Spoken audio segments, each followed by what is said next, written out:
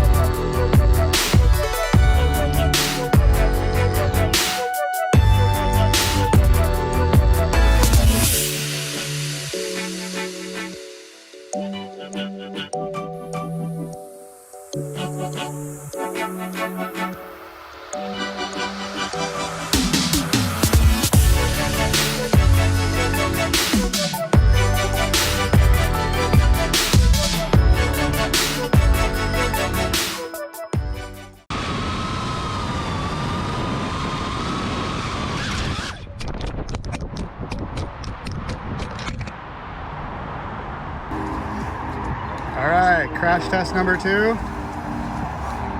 Looks good. Just a little bit of coloration on the foam. Yeah, a little foam dirt, whatever. No breakage. So far, so good. Hopefully, I do no more crash tests. Totally on purpose.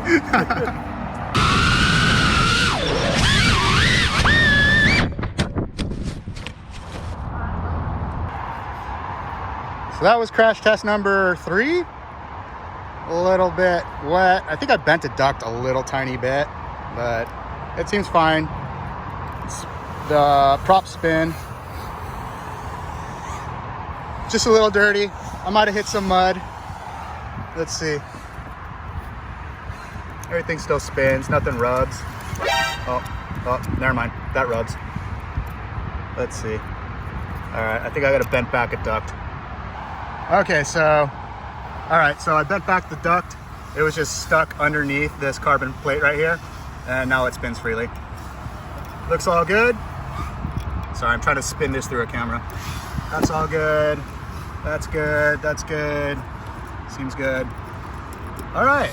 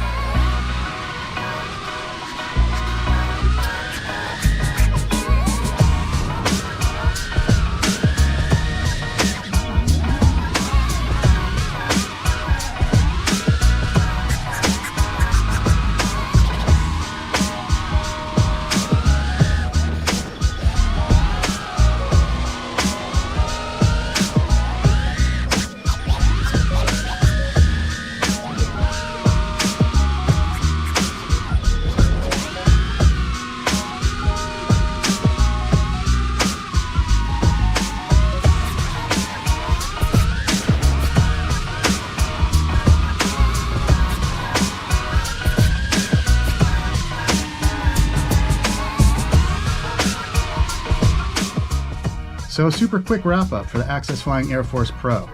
Really fast pros and cons. I really wound up liking this thing. It can carry a full-size GoPro, which is awesome, because if I power loop a bridge with a naked GoPro and miss, it's gonna be dust. It's surprisingly tough. As you saw, I beat it up a lot. It's got really good build quality, and if something breaks, parts are readily available. I did wind up cracking a duct, but some electrical tape is your friend. Super easy fix and it works great. The cons are, it's hard to work on. It's an octo-quad, so there's a lot of parts. The last con is battery life. With my 1100 mAh 4S LiPo, I was getting around 3.5 minutes maybe. But AxisFlying has fixed this with its own 1500 mAh 4S battery that is supposed to last a lot longer. And I've seen reviews showing that it does last a lot longer. And that wraps it up for the AxisFlying AirForce Pro. All right, very nice.